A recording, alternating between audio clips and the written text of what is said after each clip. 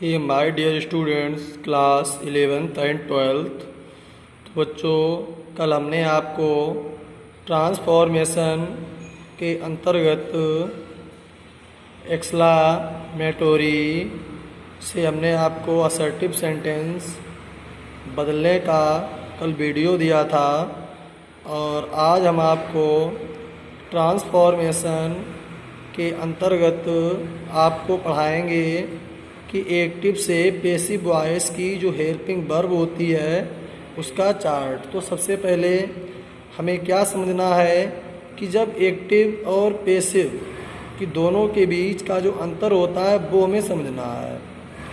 तो बच्चों, एक्टिव का सीधा मतलब होता है कि जो कोई चीज़ हम सीधे, एक्टिव का मतलब होता है सक्रिय, जिसे हम कर्तावाच्य कहते हैं। तो जहाँ पर कर्ता की प्रधानता होती है वहाँ पर हमारा एक्टिव वॉइस होता है। और पैसिव वॉइस बच्चों निष्क्रिय के लिए कहते हैं। तो जहाँ पर कर्मवाच्य होता है वहाँ पर कर्म की प्रधानता होती है। तो सबसे पहले मुझे आज मालूम हो गया कि एक्टिव और पैसिव वॉइस में सबसे महत्वपूर्ण चीज़ क्या है। अब हम देख लेते हैं कि हमने चार्ट इसलिए बनाया है कि इस चार्ट से आपके समझ में आ जाएगा कि जब सेंटेंस हमारा एक्टिव में होगा और हमें पैसिव में बदलना होगा तो हम कैसे बदलेंगे। तो इसके लिए जो यहाँ पर हमने हेल्पिंग वर्ब दे रखी हैं, जो मैंने चार्ट बना रखा है, इसको बच्चे याद कर लेंगे तो उनको कोई दिक्कत नहीं होगी एक्टिव से पैसिव बनाने में। और बच्चों, हमने इसे ज़्यादा सिंपल नहीं करने की कोशिश की है क्योंकि आप इसे जो है विगत कक्षाओं में पढ़ चुके हैं, जैसे 9 में, 10 में। तो 11वें और 12वें वाले बच्चों के लिए इतनी कोई बड़ी बात नहीं है एक्टिव से पैसिव बनाने की। हाँ, इससे आगे कुछ जो आपको भिन्न रूल्स मिलेंगे, डिफरेंट रूल्स मिलेंगे, वो हम ज़रूर पढ़ाएंगे।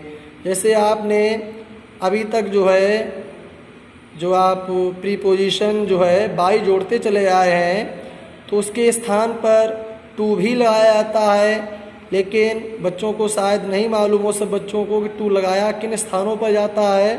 तो वो चीज़ हम आपको अगले वीडियो में दे देंगे। तो हम देख लेते हैं एक्टिव और पैसिव। तो सबसे पहले चार्ट को ही पढ़ लेते हैं। तो मैंने यहाँ पर दे रखा है टेंस। तो टेंस तो जानते ही हैं, आपके 3 प्रकार के टेंस हैं, प्रेजेंट टेंस और पास्ट और फ्यूचर। तो प्रेजेंट टेंस सबसे पहले बता दें, इनकी जो हैं 4 शाखाएं होती हैं जिन्हें हम ब्रांच कहते हैं। जैसे इंडेफिनिट दिया है, कॉन्टीन्यूअस दिया है, परफेक्ट दिया है और परफेक्ट कॉन्टीन्यूअस टेंस दिया है। तो बच्चों, प्रेजेंट के इंडेफिनिट में हम एक्टिव से जब पैसिव बनाएंगे, क्या करेंगे बेटा, जब हम एक्टिव से पैसिव बनाएंगे तो यहाँ पर जो हेल्पिंग वर्ब हमारी होगी, जो हमारी सहायक क्रिया होगी, वो क्या होगी, इज, एम, आर। अब आपको ये देखना है कि हमारा सब्जेक्ट किस तरीके का है, उसी के आधार पर हम हेल्पिंग वर्ब लगाएंगे। अब ऐसे ही प्रेजेंट के जब हम कॉन्टिन्यूअस टेंस में जाएंगे तो इज बीइंग, एम बीइंग और आर बीइंग लगाएंगे। अब इसको किस आधार पर लगाएंगे आपको मालूम होना चाहिए। जैसा हमारा कर्ता होगा वैसे ही हम हेल्पिंग क्रिया यहाँ पर लगा देंगे।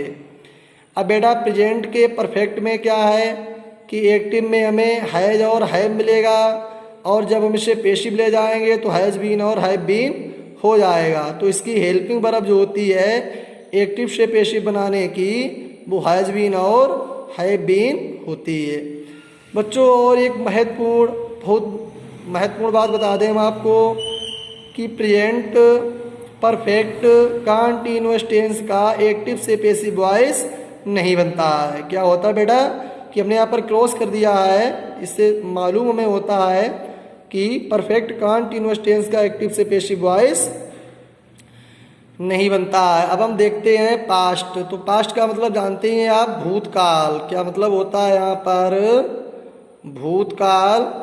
और प्रेजेंट क्या होता है, वर्तमान काल। और फ्यूचर क्या होता है, भविष्य काल।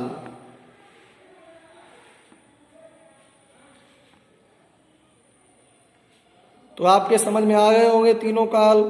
अब देखिए कि पास्ट के इंडेफिनिट में क्या होता है, बाज और बर का हम प्रयोग करते हैं। जब एक्टिव से पेशिव बनाते हैं तो हेल्पिंग वर्ब के रूप में हम बाज और बर का प्रयोग करते हैं। करना आपको किस आधार पे, अपने कर्ता के आधार पर, कहाँ पर बाज लगेगा और कहाँ पर बर लगेगा।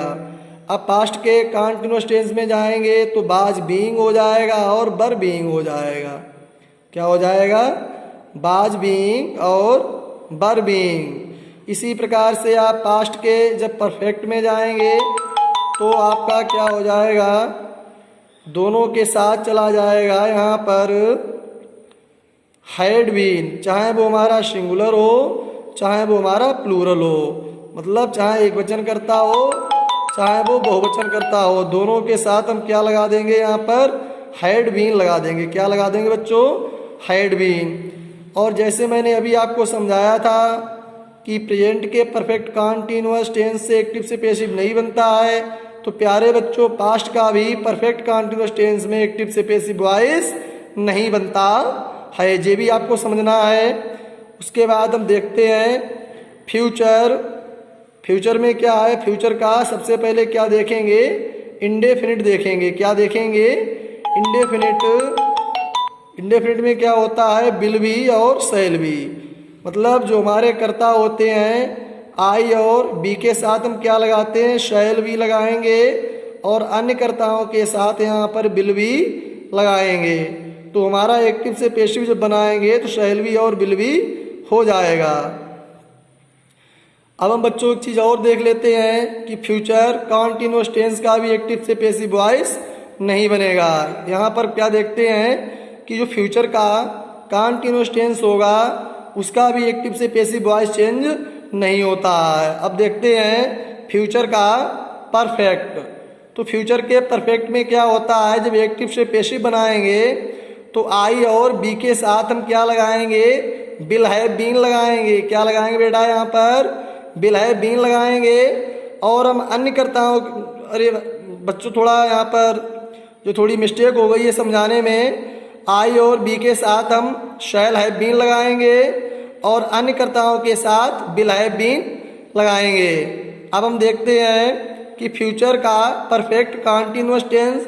तो बच्चों जैसे हमने पीछे आपको भी बताया था प्रेजेंट का, पास्ट का, तो ऐसे ही फ्यूचर का भी परफेक्ट कंटीन्यूअस टेंस में कोई परिवर्तन नहीं होता या फिर एक्टिव से पेसिव वॉइस नहीं बनता है। तो हमने देखो यहाँ पर नोट में लिखा है, नोट में क्या लिखा है कि फ्यूचर कंटीन्यूअस बा सभी, फ्यूचर कंटीन्यूअस बा सभी परफेक्ट कंटीन्यूअस टेंस के एक्टिव से पेसिव वॉइस नहीं बनते हैं। अब आपके समझ में आ ही गया होगा मोस्टली कि एक्टिव से पेसिव वॉइस नहीं बनते हैं। अब आप समझ गए होंगे कि फ्यूचर कंटीन्यूअस का बस सभी, एक दो नहीं, चाहे प्रेजेंट हो चाहे पास्ट हो चाहे वो फ्यूचर हो, सबके जो है परफेक्ट कंटीन्यूअस टेंस का एक्टिव से पेसिव वॉइस नहीं बनेगा। बच्चों अब एक दूसरा चार्ट हम देख लेते हैं। यहाँ से इसमें दिया है कि एक्टिव से पेसिव में प्रोनाउंस। अब देखो बच्चों प्रोनाउंस जो होते हैं उन्हें बदलने का क्रम यहाँ पर हम पढ़ लेते हैं कि इधर हमारा सब्जेक्ट दिया है और इधर हमारा क्या दिया, ऑब्जेक्ट दिया है। मतलब एक्टिव जो है सब्जेक्ट में है और पेसिव कहाँ है, ऑब्जेक्ट में है।